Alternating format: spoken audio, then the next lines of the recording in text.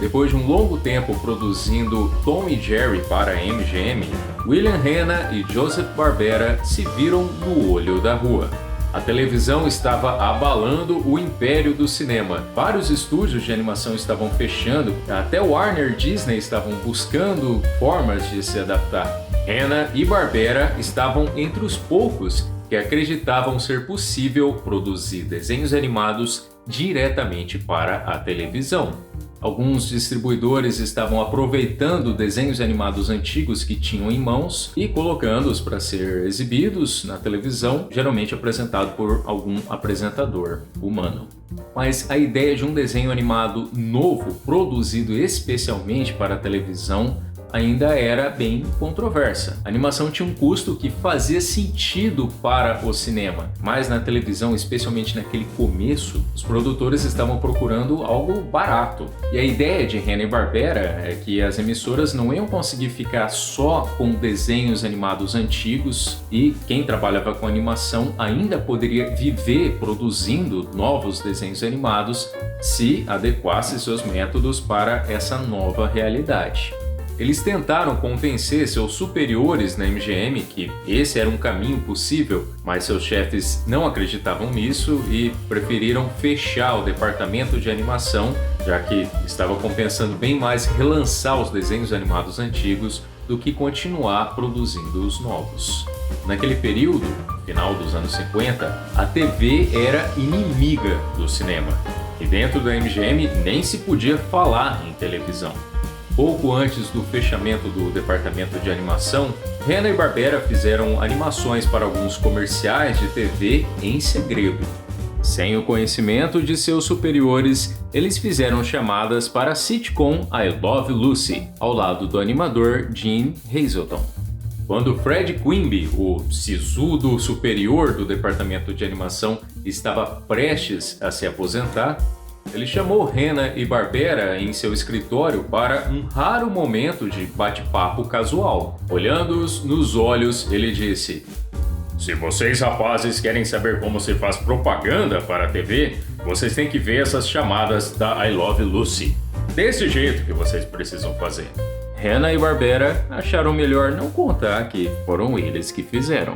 Mas mesmo com essa visão deles, depois do fechamento do departamento de animação da MGM, não estava muito claro o que eles poderiam fazer em seguida. Nenhum estúdio de animação estava contratando naquela época, que parecia que desenho animado estava chegando ao fim.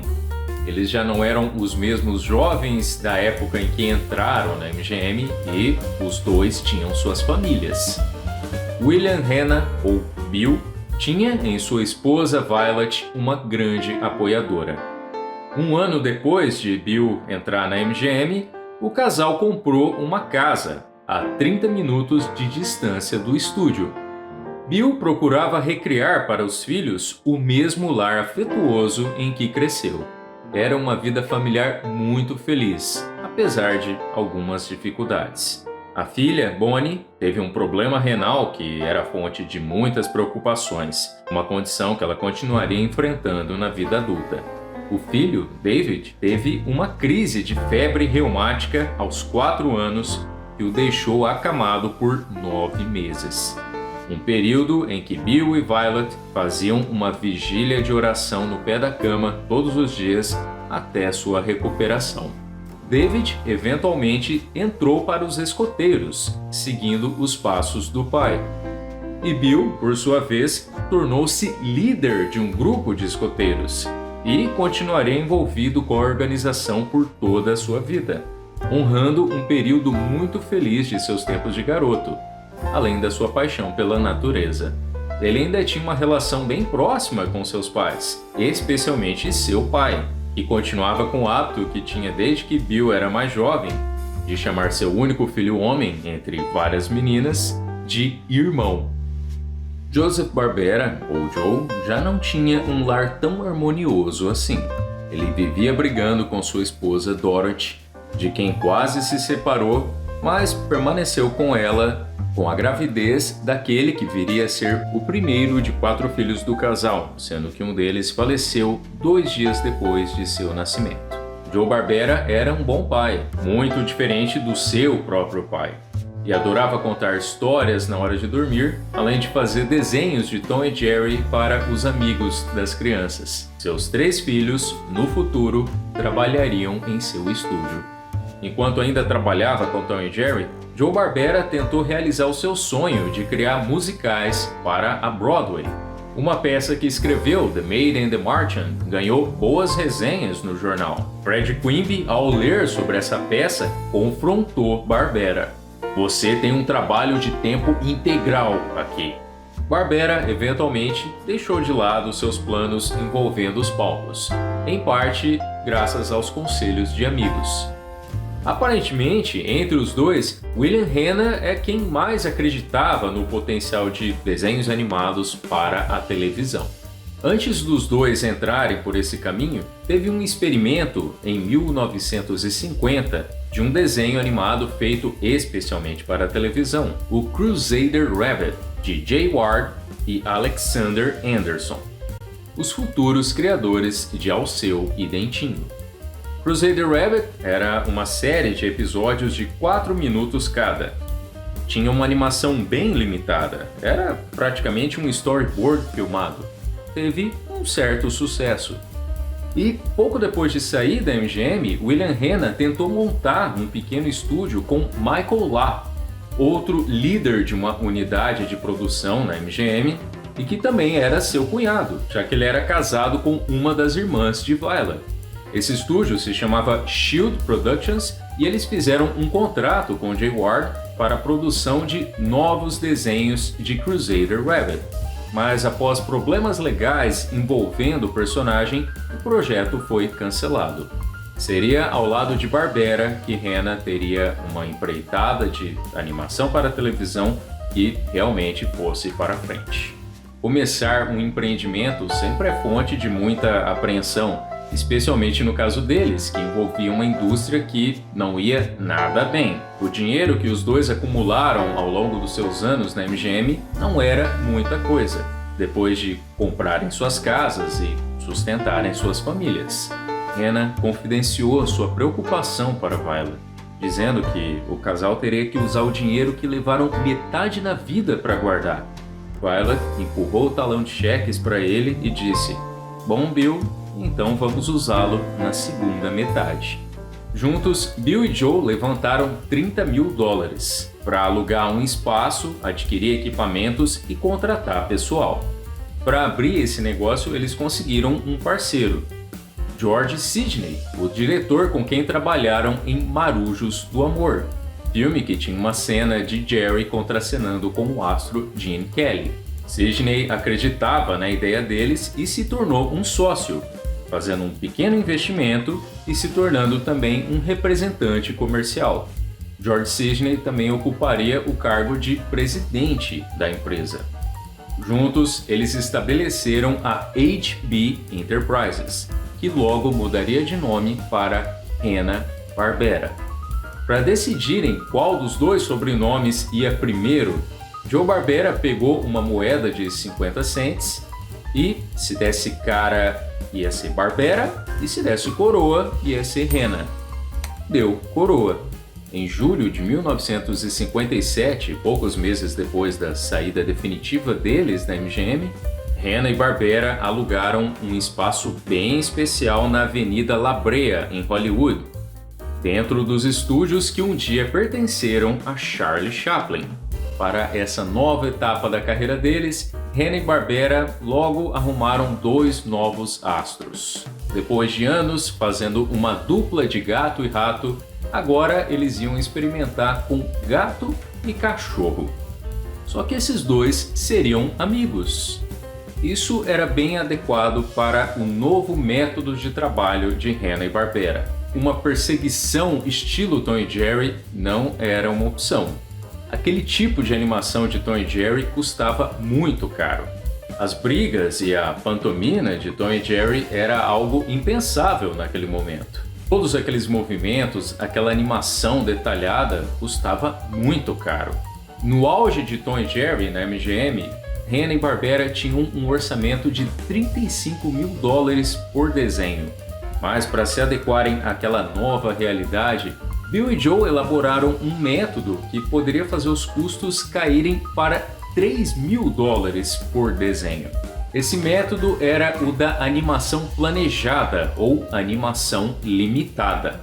Uma animação feita com os recursos de um estúdio de cinema poderia se dar o luxo de fazer algo bem elaborado. Para fazer um movimento, um animador poderia fazer os chamados quadros-chave e outro animador, o in-betweener, poderia fazer os quadros intermediários para deixar aquela animação mais fluida. Mas na animação planejada ou limitada, teria basicamente apenas os quadros-chave, só o absolutamente necessário para dar a ilusão de movimento. Quanto mais desenhos, são mais horas de trabalho, mais mão de obra, e na televisão tudo tinha que ficar pronto mais rápido e ser muito mais barato. Alguns estúdios já trabalhavam com a animação limitada por uma questão de estilo. O maior exemplo era a UPA, que buscava algo mais minimalista, em parte como uma alternativa ao estilo hiperrealista da Disney. Mas no caso de Hanna-Barbera era limitada por questões econômicas. Os dois novos personagens de Hanna-Barbera ganhariam os nomes de Rough and Ready, e aqui no Brasil eles seriam conhecidos como Jambo e Ruivão.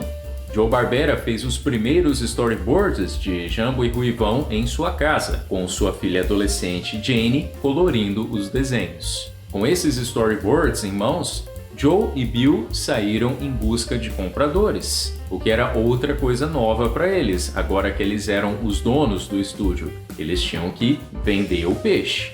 Barbera, que entre os dois era o mais extrovertido, logo assumiu o papel de showman na hora de fazer as apresentações para executivos. A MCA não quis, nem a ZIV e nem a Fox. Eles não conseguiam encontrar nenhum distribuidor interessado na ideia de um desenho para a televisão. Era desanimador. Mas eles tinham a sorte de contar com George Sidney, que era um cara bem relacionado em Hollywood. E ele armou uma reunião com o pessoal da Screen Gems, a divisão de distribuição da Columbia Pictures e que nasceu a partir da Margaret J. Winkler Productions. A Columbia não tinha esse medo da televisão igual aos outros estúdios. Pelo contrário, eles viam uma oportunidade de fazer dinheiro ali e produziam vários programas para ela. E a Screen Gems já estava fazendo a distribuição de Adventures of Pow Wow, um desenho de baixo custo exibido dentro do programa Captain Kangaroo, mas que não teve tanto sucesso. O vice-presidente de vendas da Screen Gems, o John H. Mitchell, partilhava da visão da dupla do potencial de desenhos animados para a televisão. Algo que, para ele, tinha seu espaço ao lado de sitcoms e programas de variedades. E Mitchell já tinha apresentado uma ideia para o presidente da Columbia, o Harry Cohn, de ter um desenho animado novo para abrir e fechar um bloco de desenhos animados antigos que eram de propriedade da Columbia.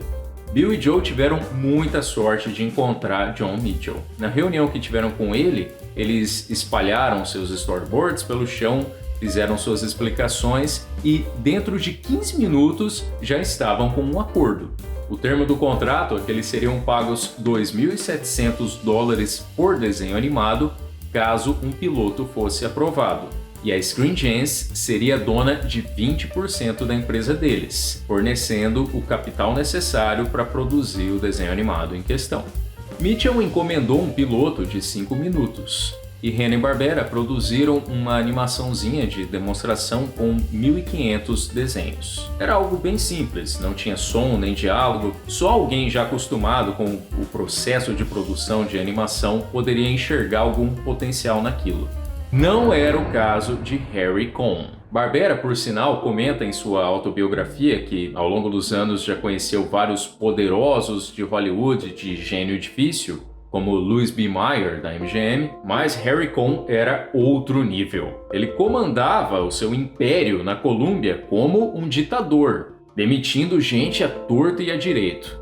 Quando Harry Cohn viu aquela demonstração de animação simplesinha, ele detestou e furiosamente mandou que o projeto todo fosse cancelado. A carreira na televisão de Hanna-Barbera parecia ter terminado, antes mesmo de produzirem um desenho animado para esse veículo. Mas, para sorte deles, executivos do canal NBC gostaram da ideia de Jon Mitchell de usarem desenhos animados novos que custassem pouco para abrir e fechar um bloco de desenhos animados antigos. Com uma emissora interessada, ficou mais fácil para Jon H. Mitchell usar suas consideráveis habilidades de persuasão para convencer Harry Cohn a financiar o projeto. Os desenhos de Jambo e Ruivão seriam os segmentos de abertura e encerramento de um bloco que também contava com bonecos contracenando com o apresentador Jimmy Blaney. Uma vantagem que a Hanna-Barbera tinha enquanto estúdio iniciante, além da experiência de seus dois fundadores, é que a MGM tinha botado na rua todo um departamento de animação cheio de animadores veteranos que só estavam à espera de um telefonema. E Hanna-Barbera contrataram vários de seus antigos colegas da MGM, como Irving Spence, Ken Muse, Carlo Vinci, Ed Benedict e Michael Lah. Todos precisaram se adaptar a esse novo modo de fazer desenhos animados, um sistema mais econômico. Além dessa limitação de só usar os quadros essenciais para dar a ilusão de movimento, para reduzir os custos mais ainda, na maioria dos casos, apenas partes do corpo de um personagem eram animadas. Eles poderiam, por exemplo, desenhar um torso e as pernas e só animar os braços e a cabeça do personagem. O corpo poderia ser repetido de uma cena para outra e só o que precisava se mexer e era redesenhado com pequenas alterações no movimento para dar a ilusão de movimento. E um braço e um par de pernas andando poderia ser reaproveitado de um personagem para o outro. E também tinha um limite sobre os cenários. Uma sequência toda poderia ser feita usando apenas um cenário. Esses, por sinal, eram belamente pintados pelo artista Art Lozzi. O desenho era feito de acordo com um tempo limite que era seguido à risca. E, diferente da forma como trabalhavam na MGM, não tinha mais margem para erro. Refazer uma cena era um luxo, já que levaria mais tempo e mais dinheiro. Ou seja, acabou aquela época em que Hanna-Barbera mandavam refazer uma cena 3, 4 vezes até ela ficar perfeita. A prioridade era ter cenas que envolviam closes em um personagem só, ao invés de um plano geral que precisava de um ou mais personagens em cena. Diferente de Tom e Jerry, que tinham suas histórias desenvolvidas primeiro em storyboards, o processo agora envolvia um roteiro pré-escrito, e aí a partir dele que era feito um storyboard ilustrando as posições que precisavam ser desenhadas. E depois eram gravados os diálogos que forneciam aos animadores o timing das cenas. Porque se a animação era limitada, a comédia não poderia mais vir do humor físico. Ela teria que se basear no diálogo. E a música, que também tinha um papel muito importante em Tom e Jerry, continuaria tendo a sua relevância nesses novos projetos de Hanna-Barbera. Agora ao lado do diretor musical Hoyt Curtin, que seria o compositor de praticamente tudo de Hanna-Barbera nos próximos 30 anos. Bill Hanna, que tinha uma paixão por música, escreveu a música tema de Jambo e Ruivão, a primeira de muitas outras músicas tema que ele faria na Hanna-Barbera. Ele escreveu as letras e passou algumas ideias para Hoyt Curtin e compôs a melodia.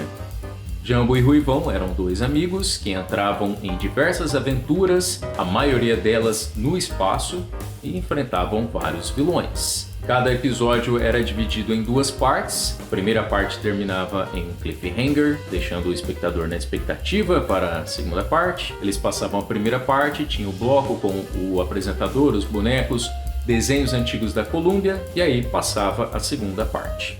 Jambo e Ruivão não foi um sucesso instantâneo. Várias emissoras afiliadas da NBC optaram por não exibir o programa, substituindo por algo da programação local deles. Mas aos poucos, mais afiliadas começaram a exibi-lo e os personagens conquistaram as crianças. Quando Jambo e Ruivão estreou, a televisão era em preto e branco. e praticamente todos os programas eram produzidos, filmados dessa forma, em preto e branco. Mas Bill e Joe preferiram fazer o desenho em cores. Eles acreditavam que, assim como aconteceu com o cinema, a televisão uma hora ia passar do preto e branco para as cores. E quando a TV em cores chegasse, os desenhos poderiam ser reprisados e ainda parecerem algo novo durante um bom tempo. Por produzir os desenhos em cores, mesmo não podendo exibi-los em cores ainda, eles estariam na dianteira. Anos mais tarde, Bill Hanna disse que essa foi uma das decisões mais inteligentes deles. A terceira e última temporada de Jambo e Ruivão foi exibida já em cores, em 1959. Jambo e Ruivão não chegaram no mesmo nível de fama de outros personagens da Hanna-Barbera no futuro, mas teve essa importância de mostrar que a animação limitada era um jeito de desenhos animados continuarem economicamente viáveis. E Hanna-Barbera logo estaria produzindo um bloco de desenhos animados liderado por um cachorro azul de olhos sonolentos, que também apresentaria outros personagens, e um deles seria um dos personagens mais icônicos da Hanna-Barbera. Esse foi o nosso terceiro vídeo de uma série sobre Hanna-Barbera aqui no canal Freck. Se você quiser conferir as outras partes, só clicar aí do lado, inscreva-se e ative o sininho para não perder as próximas partes. Um abraço e até uma próxima!